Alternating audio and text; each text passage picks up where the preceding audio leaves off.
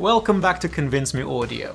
A massive thank you needs to be thrown out to Viking Weavecables for setting up the tool and to LETSHUOER for allowing us to review one of their more expensive top of the line products. The LETSHUOER EJ07M, a multi-driver IEM that competes against the Nanas, the Starlights, and the unique melodies of the world.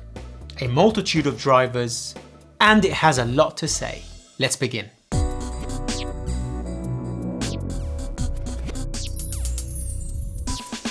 Paying $599, you get this very nice quality outer box. Nice etch in there too. The design, that looks pretty. I like that a lot. Hefty, quite big. And as we unpack, yoink, and yeet this across the desk, we don't need that. We lift the flap and are presented with the documentation. That's quite a nice book actually for an IEM under $1,000. I didn't expect that. Okay, and some cards and registration things. Very nice. And then we are presented with these IEMs inlaid, nestling nicely inside this foam. We are provided with the same LETSHUOER case with the foam tips like we did with the S12s. Review up here, holy crap, those things were incredible. $149, I still can't get over it. Oh, blimey, then we are presented with this beautiful carrying, what would be the word for this? Vault? Capsule? That's how you do a capsule for an IEM. And inside is inlaid with rubber so it doesn't scratch. How about inside the big one? Yeah, and we get this cable. Okay, we'll have a look at that in a second. A brush. Oh yeah, that's definitely a brush, a cleaning tool for the IEMs themselves. Some chips for our food, please don't eat that. And a bunch of tips in here. Okay, so, oh God, that's incredible.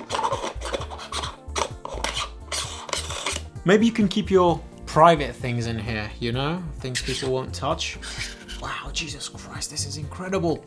I think if you yeet this across the desk, you'll knock somebody out. Beautiful. Okay, very impressed at the moment. Lifting up the lids again, we are presented with a bunch of tips inside these housings here. Some rubber ones. Yeah, it seems to be the same LETSHUOER style tip. So we've got the narrow bore, the wide bore, and the foams over there. Now, here are the IEMs themselves. Oh, they're pretty. Okay, let's yeet this across the desk. Here, we don't need those. Let's have a look at these little jewels. Okay, we have a beautiful faceplate. This IEM is CNC machined steel. Feels rather smooth, not as rough as the S12s. The S12s had a bit more matte texture. This is a bit more smoother. These are beautiful. The concha part of the ear is actually more pronounced so that it sits nicely inside here. The bore is the same size. Actually, no, it seems to be a little bit wider than the S12s. Yeah, definitely. These are pretty. Very pretty. Let's see, I think I've got a little bit of difficulty putting the tip on. No, it's perfectly fine, it's very easy. These are beautiful, absolutely beautiful.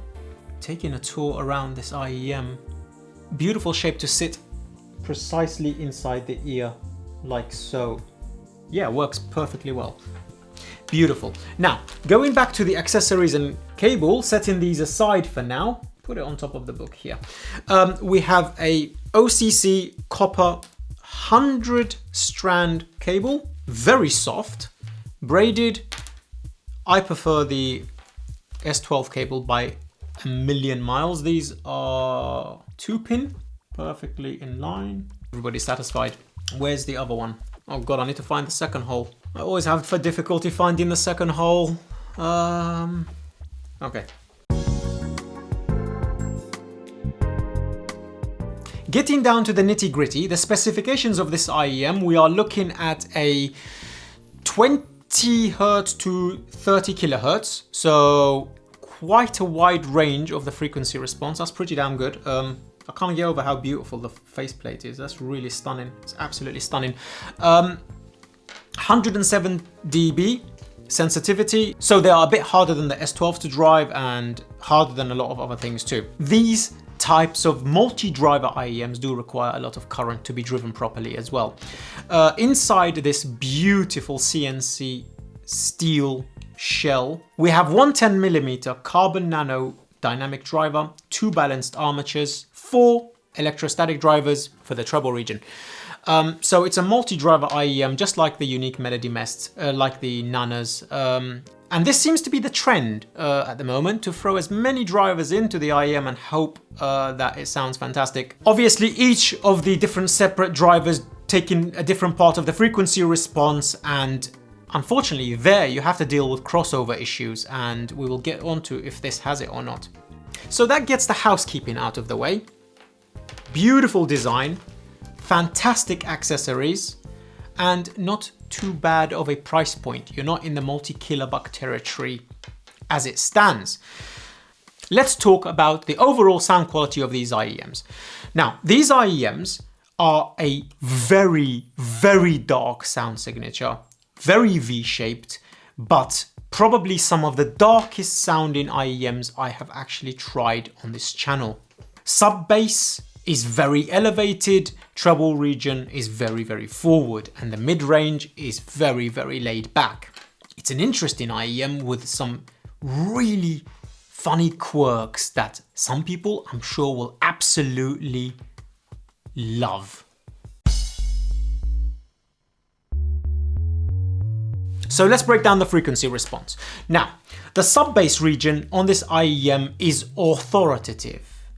It's huge, it's impactful, and it sounds like an over-ear headphone, with a massive caveat. You will never get that kind of performance on something like this, the ES100 or the IFI Go Blue. I only got that kind of sub-bass performance with a freaking $6,000 stack behind me, the OR, the Hypsos, and the DAC3 benchmark DAC from Benchmark. The performance you get at a desk with this IEM is night and day difference with these dongles. So unless you have got something like a Gold Touch from Low 2 or a P6 Pro or maybe a FIO M17, I might actually bring one of those in for review. I think you might have difficulty just driving this to the potential they're capable of on a Bluetooth dongle, because it sounds very, very different. But eking out the last bit of performance on these IEMs, you get fantastic, excellent control. I think the bass region on the S12 is better and easier to drive, but I think these sound bigger due to the stage, which we will get onto in a minute. Climbing up to the mid-bass region, on these IEMs, the mid-bass is more elevated than the sub-bass, the opposite of the S12s we reviewed earlier. This can be problematic. If you don't have a good controlling amplifier, you'll find that bass region will overshadow the upper bass region and sometimes the mid-range as well. So you've got to be really careful. But when you provide enough power for these, as we're discussing now, pushing it to its limits, the mid-bass is very punchy, very, very, very hard knocking, and works really well with the sub-bass, but you can hear that the sub-bass is rolling off and the mid-bass is doing a lot of work, which is a bit sad, unfortunately. I would have preferred the tuning to be the other way around. I would have preferred if the sub-bass was more elevated and the mid-bass a little bit more controlled. Climbing up to the upper bass region, it's forward, and not only this, the lower mids is forward as well, or it seems so with these tips, and it seems like there's a forwardness to the mid bass and the lower mids and the lower treble simultaneously, causing and creating a cone shape, which sometimes sounds congested and sounds a bit too overlapping each other and a little bit too dark.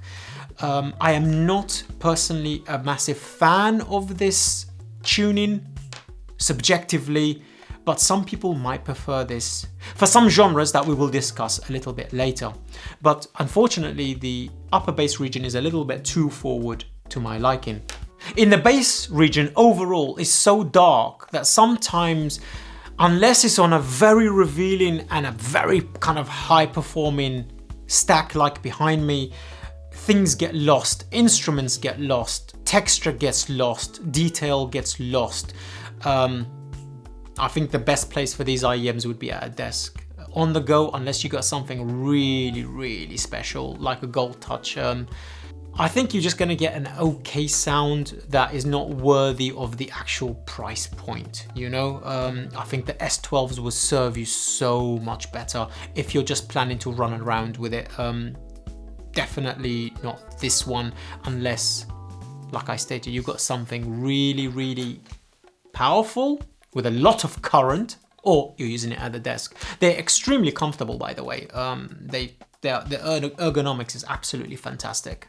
They are much bigger than the S12s, but the ergonomics is fantastic.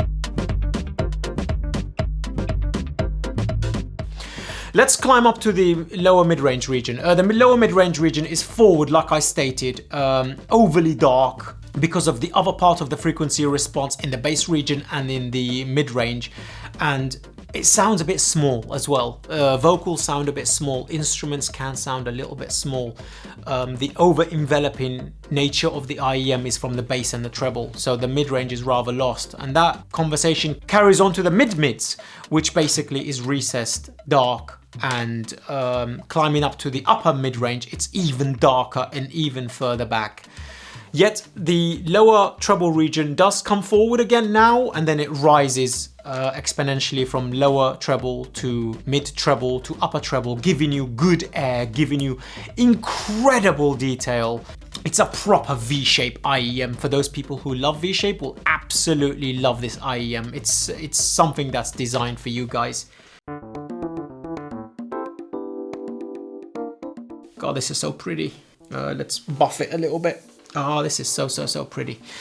So leaving the mid-range behind and tackling the treble region, it's very well detailed, it's very forward tilting, very much in reminiscent of the LCD XC review up here, where if you are interested in this region, like acoustic guitars, like jazz music, like upper ends of saxophones, you get bombarded with smooth, beautiful detail. It's very, very beautiful in the treble region. I think this IEM is very genre specific. I don't think it's for everything, and I think for some genres it does exceptionally well. Classical, for example, acoustic, for example, jazz, for example. I think this might be the IEM to beat under $1,000 for those. Previously I gave it to the Tri-Starlights, but these are much better, because LETSHUOER know how to do bass. This company know how to tune bass, they know how to tune vocals. Even on this V-shaped IEM, vocals are very pleasing. Very small sounding, but very, very pleasing. The stage on this IEM on a desktop chain behind me is huge. It's fantastic. It's very airy. It's got fantastic, incredible depth. Very, very, very spacious, especially between instruments. Imaging is really, really good if you can forgive the dark nature of the whole thing, because it's literally like looking for the last chocolate biscuits in a dark living room. It is laid back in the mid-range, so much so that a lot of detail can get lost, unfortunately. But it's there, it has got good detail.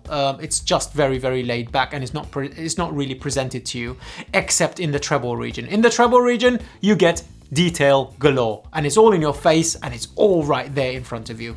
Tonal balance and timbre are pretty good on this IEM.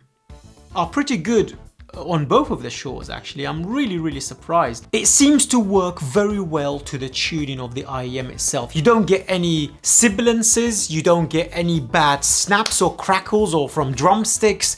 It's all very, very well textured and very well defined, and with a nice temperature as well, so it's not very artificial sounding. The treble region on this IEM is definitely overtaking the S12s by a league. It's down to those electrostatic drivers. It's extremely quick, extremely smooth, beautifully detailed. You just need to power them. You need to power this IEM correctly. Because jumping onto this next section now, powering this IEM, with this Go Blue, which can drive Stelias perfectly well, which can drive the S12s exceptionally well, it's absolutely outstanding.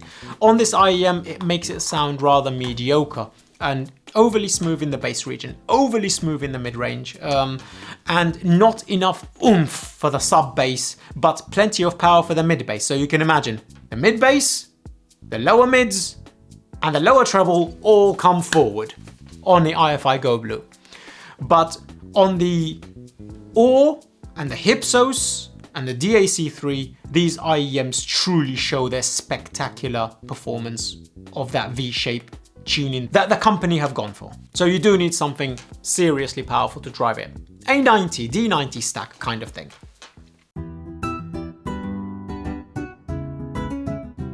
So who is this IEM for?